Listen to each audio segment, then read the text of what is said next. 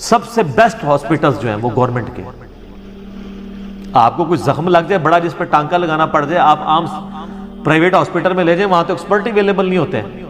لیکن گورنمنٹ کے ہاسپٹلز کے اندر وہ روزانہ ہزاروں ٹانکے لگا رہے ہوتے ہیں، وہ اتنے ایکسپرٹ ہوتے ہیں کہ وہ عام پرائیویٹ ہاسپٹل میں تو کبھی کوئی کیس آتا ہے آپ سیدھا سول ہاسپٹل اٹھا کے لے جائیں، ایمرجنسی کے اندر جائیں تو آپ کو صحیح طریقے سے ٹریٹ کریں گے.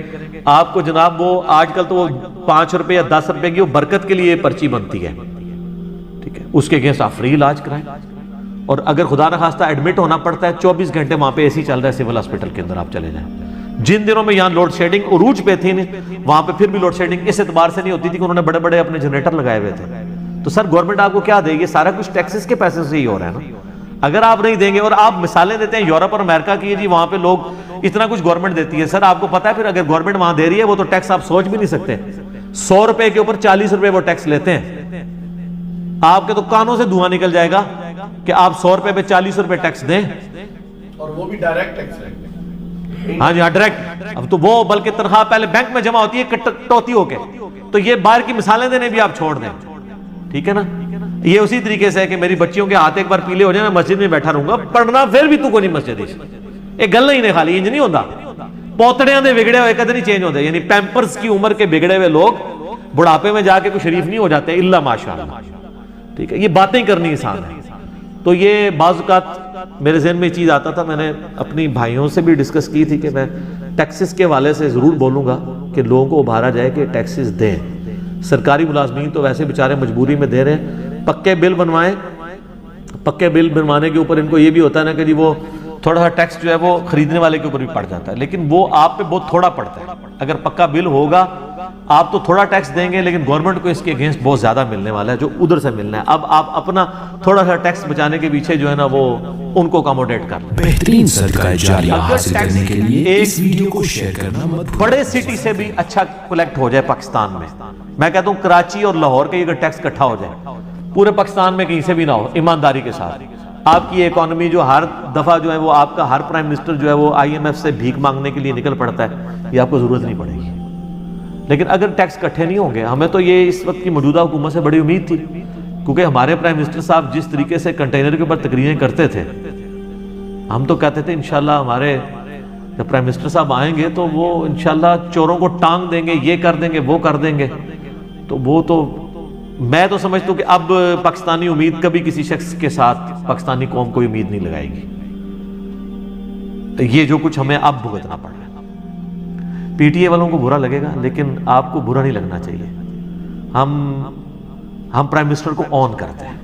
ہم یہ امید کرتے ہیں کہ جس عمران خان کو ہم نے کنٹینر پہ جن باتوں کے ساتھ دیکھا تھا آج وہ ان باتوں کو ایگزیکیوٹ کرے. ہمیں وہ بہانے نہ لگائے جو پرانے حکمران لگاتے تھے، کیونکہ وہ تو تھے سارے چور چکے.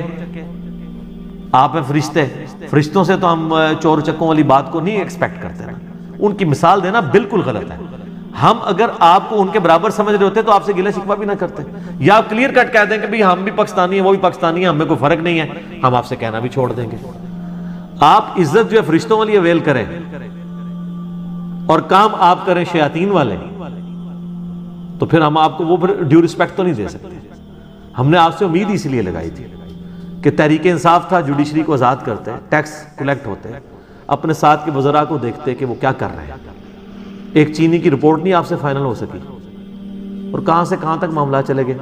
بل ہم بھی ابھی بھی پیسمسٹک نہیں بنتے، آپٹیمسٹک ہی ہیں کہ ہو سکتا ہے کوئی آخری اوور میں ہی 6 چھکے لگ جائیں. وہ کہتے ہیں نا جناب، دیکھیں نا جوید میاں نے بھی تو آخری بال نے چھکا لایا سی نا. ہو سکتا ہے ہمارے پرائم منسٹر صاحب آخری 1 سال میں اتنا ایک کام کر دیں کہ 70 سال کا کام کور ہو جائے. معجزہ ہوتے دیر تو نہیں لگتی نا. تو آپٹیمسٹک رہنا چاہیے. باقی نظر تو نہیں آ رہا، لیکن یہ ہے کہ امید پہ دنیا قائم ہے. تو ٹیکس کلیکشن کے اعتبار سے اس گورنمنٹ نے تھوڑی کوشش کی ہے. تو آپ دیکھیں یہ کس طرح گنڈے بن کے تاجر باہر آ گئے تھے، ٹھیک ہے، اور جا کے انہوں نے آرمی چیف سے بھی میٹنگ کی، یہ سب کچھ کی. تو پرائم منسٹر صاحب پیچھے ہٹ گئے. تو اگر یہ پیچھے ہٹنے سے بہتر یہ کہ میں اگر ان کی جگہ ہوتا، خدا نہ خواستہ اللہ نہ کرے کبھی ایسا ہو، تو میں اس پوسٹ سے ہی الگ ہو جاتا. کیونکہ جب میں انصاف نہیں دے سکتا نا تو میں نے اپنی آخرت برباد نہیں کرنی. صحیح مسلم کی حدیث ہے کہ بدترین گڈریا حکمران ہے جو کسی قوم کا حکمران ہو. وہ جنت میں داخل نہیں ہوگا اگر وہ اپنے حقوق کو پورا نہیں کرتا. بخاری مسلم میں حدیث ہے تم میں سے ہر شخص اکاؤنٹیبل ہے, مسئول ہے, اور اس سے اس کی رعیت کے بارے میں پوچھا جائے گا. ایک پھر آپ علیہ السلام نے اس کو ایلیبریٹ کیا, ایک حکمران اپنی رعایا کا مسئول ہے, ایک خامند اپنی بیوی بچوں کا مسئول ہے, ایک بیوی جو ہے وہ اپنے خامند کے مال, اس کی عزت اور اس کے بچوں کی پرورش کی مسئول ہے, وہ اکاؤنٹیبل ہوگی. یہ صرف ٹائٹل لگوانا ہوتا ہے سر. اسی تو آپ دیکھیں صحابہ تابعین تبع تابعین تو حکمرانی سے دور بھاگا کرتے تھے کہ نہیں بھئی اکاؤنٹیبلٹی کرنی پڑی. مولا علی کو آپ دیکھ لیں, مولا علی کو جب یہ مجبوراً خلافت سنبھالنی پڑی, وہ تو نہیں لے رہے تھے, وہ کہتے اب کام آل امیہ کے گورنروں نے بگاڑ دیا, اب یہ سارا میرے گاٹے فٹ کرو گے. تو انہوں نے کہا نہیں آپ کے سوا تو اب کوئی بچا نہیں ہے سسٹم کو سنبھالنے والا. تو ان کا میں تو گوشہ نشینی اختیار کروں گا, اور اگر میں حکومت اختیار کروں گا تو پھر انصاف ہوگا. یہ حضرت علی کا قول ہے, یا گوشہ نشینی یا انصاف. انہوں نے کہا سارے انصاف کرے, گوشہ نشینی آپ کو کرنے کی کیا ضرورت ہے. انہوں نے کہا انصاف تو پھر آپ کو ہضم نہیں ہوگا. ان کا نہیں کریں گے. تو انہوں نے کہا ٹھیک ہے. بیعت اوپنلی ہوئی اور مسجد نبوی میں ہوئی. یہ پہلی بیعت تھی جو اوپنلی پبلکلی ہوئی, اور کتنے دن کنسنسس کے بعد حضرت علی نے کہا ٹھیک ہے میں اب بھی مجھے خلیفہ مانتے ہو, کسی نے اختلاف کرنا ہے ابھی کر لو. حضرت طلحہ زبیر نے بھی بیعت کر لی, بعد میں جمل کے لیے وہاں چلے گئے, وہ ایک تلخ داستان ہے.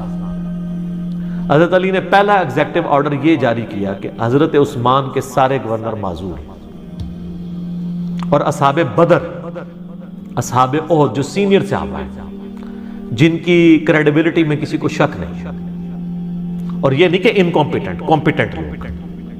اس زمانے میں لوگ حرفاً مولا ہوا کرتے تھے. ظاہر حضور کے ساتھ جن لوگوں کی تربیت ہوئی ہے وہ ہر محاذ کے اوپر رہے ہیں, ان لوگوں کو گورنر بنا. انہوں نے پہلے ہی بم پاڑ چڑھے.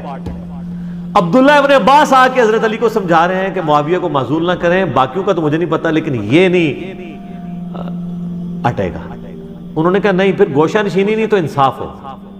حضرت علی نے نہیں کمپرومائز کیا. کمپرومائز پھر اس میں نہیں ہوگا. انصاف کے معاملے میں آپ نے اگر حکومت سنبھالی ہے پھر آپ نے نہیں دیکھنا کہ جی مجھے وہ نادیدہ قوتیں روک رہی ہیں کرنے سے, کچھ اعلیٰ حلقے ہیں جن کی وجہ سے میں نہیں کرتا. پھر آپ نے دیکھنا فارغ کریں. سر پرائم منسٹر کے آگے کس کی چلتی ہے؟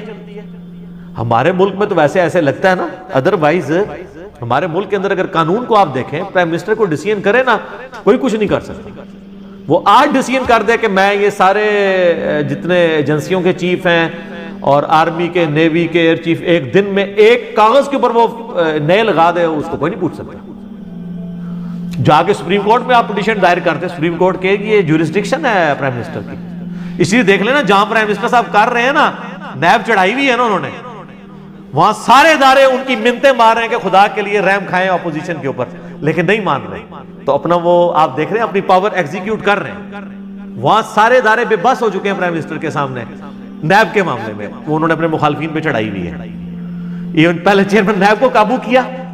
دیکھیں جو کام ہم نے کرنا ہوتا ہے ہم کس طریقے سے کرتے ہیں, اور وہاں پہ ہمیں پھر کوئی بھی نہیں روک سکتا.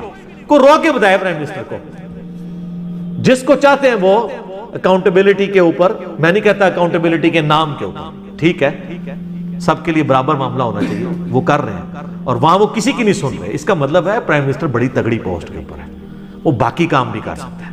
یہ نہیں ہے کہ ایک جگہ کمپرومائز کر جائے, دوسری جگہ جہاں اس کی اپنی ایگو کی باری آتی ہے وہ وہاں پہ کرے.